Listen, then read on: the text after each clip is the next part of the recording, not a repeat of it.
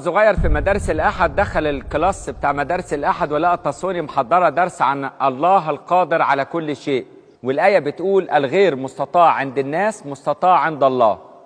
حفظ الآية وفرح وروح البيت لقى أبوه قاعد في البيت متضايق. قال له إيه يا بابا؟ زعلان ليه؟ قال له أمك عيان. قال له طب ما نكشف عليها. قال يا ابني ما كشفت، بس الدكتور كاتب على علاج ب100 جنيه. قال له طب ما نجيبه. قال له ما فيش فلوس. الواد الصغير محوش فلوس، بس كانت الحدوته في مدارس الأحد بتقول ان ربنا قادر على كل شيء. فدخل الأوضة بتاعته ورفع ايديه قال له يا رب عايز 100 جنيه. أبوه سمعه قال له يا ابني بتعمل ايه؟ قال له بطلب من ربنا. قال له طيب يا ابني ربنا معاك، على إيمانك ربنا يديك. وقف الواد قال له يا رب أنا عايز 100 جنيه يا رب عشان أجيب علاج لأمي عشان أمي عيانة والدكتور كتب لها على روشتة والروشتة دي ب100 جنيه وأبويا ما محوش ال100 جنيه، اديني 100 جنيه يا رب. أغمض عينيا واديني 100 جنيه، حط 100 جنيه على التلفزيون.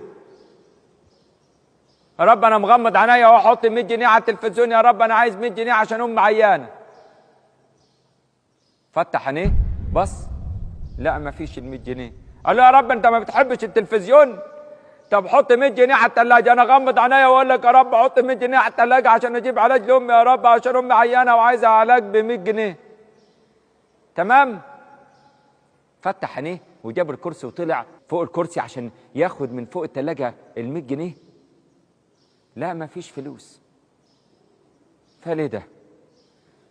طب خلاص أبعت جواب. راح جاب ورقة وخط الزغنطة الحلو ده وكتب جواب وحطه في الظرف وكتب عليه يصل ليد بابا يسوع، العنوان السما، الراسل فلان الفلاني الفلاني في الحته الفلانيه. وقال له يا بابا معلش يعني خطوتين بس رايح البوسطه وجاي على طول. قال له خد يا ابني. قال له معلش يا بابا الله يخليك. قال له طب روح. راح الواد حط الجواب في البوكس اللي بيبقى قدام البريد ده قدام البوسطه. جه الراجل ابو عجل ده ابو بسكليته اخذ الجوابات ورايح علشان يوزع الجوابات للناس. لقى ايه؟ لقى جواب مكتوب عليه يصل ليد بابا يسوع العنوان السما. قال السما والسما دي انا هروحها بالعجله؟ الناس هتجنني في القريه دي ولا ايه؟ اللي كل واحد دخل يحكي لزمايله قال لهم بصوا اللي حاصل النهارده انا بشوف العجب. بصوا بعت لي جواب بيقول لك وديه. قالوا طب افتح نشوف مكتوب في ايه. هو في حاجه اسمها تروح السما بالعجله؟ افتح ورينا اقرا.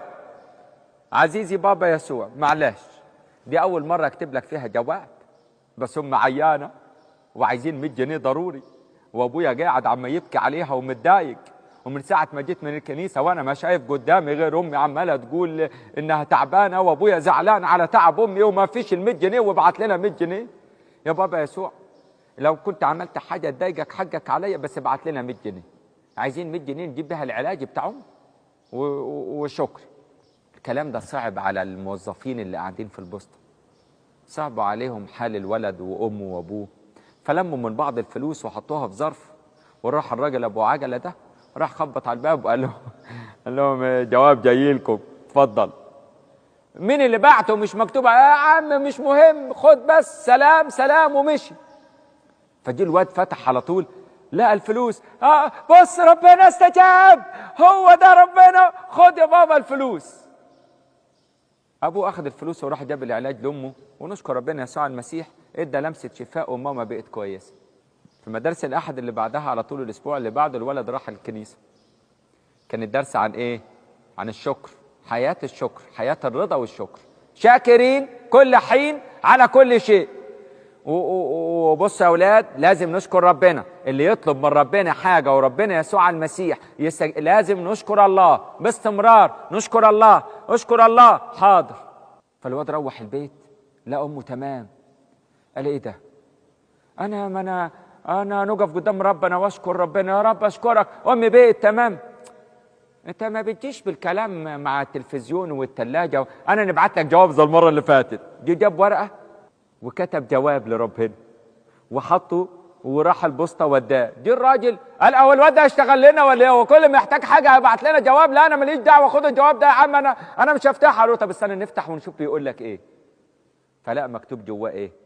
عزيزي بابا يسوع اشكرك كل الشكر وكلمه شكرا قليله.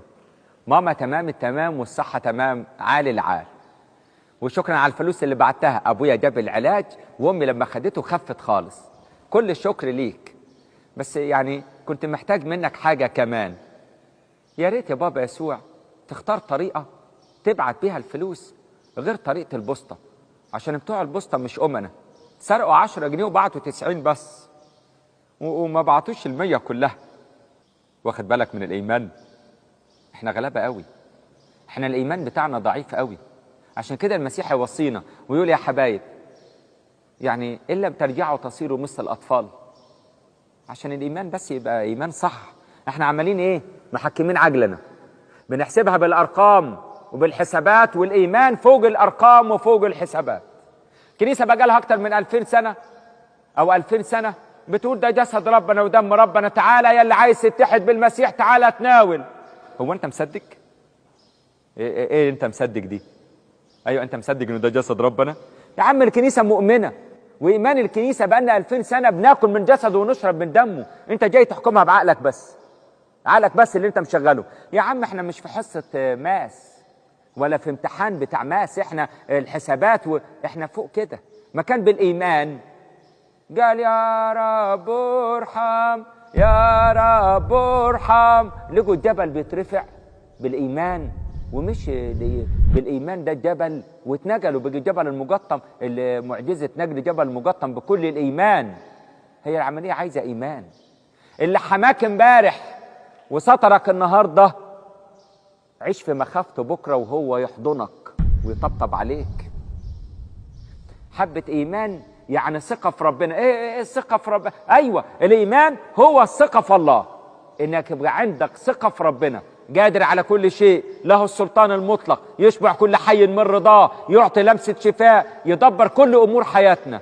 ولا احنا في القداس بنيجي نقول له دبر حياتنا كما يليق؟ ده كلام، دي حياة، دي عيشة فعلا. هو ربنا اللي رعانا طول اللي فات يرعانا اللي جاي ورعى غيرنا. احنا ما عبارة إلا عن شوية تراب، وده مش إيماننا احنا بس، ده الناس كلها عارفة ان احنا جايين من تراب، ولما نموت نرجع للتراب. بس احنا عارفين ان التراب لما بيجي هوا شديد التراب ده يعمل عفرة، يعفر دي يعني ايه يا ولاد؟ يعني التراب معفر، يعني زوبعة، يعني غبار، صح كده؟ ايوه زي ما بتقول كده غبار، ايوه غبار عفرة. احنا شوية غبار شوية عفرة. شوية العفرة دول هيجي لهم وقت مش يعملوا عفرة. عارف ازاي؟ لما يلموني وياخدوني ويودوني وفي التربة يسيبوني، ارجع تاني اتحول ابقى تراب، وفي لحظتها مفيش عفرة في التربة. عامل نفسي بفهم وناصح وليا رأي واقول افكاري، شوية تراب. المسيح عايزنا نتملي بالإيمان. الإيمان في المسيح يسوع يخلي حالي أحسن بكرة، وعيشني النهاردة الوصية صح. هو ده الإيمان اللي طلبه مننا المسيح وقال لنا عيشوا بالإيمان. عايزنا نتملي بالإيمان اللي به نخلص، بالإيمان بربنا يسوع المسيح. نطلب من كل قلب يملانا بالإيمان، لأنه هو ده احتياجنا اليومين دول، إن احنا نكون مليانين بالإيمان في المسيح يسوع. لإلهنا كل كرامة ومجد من الآن وإلى الأبد.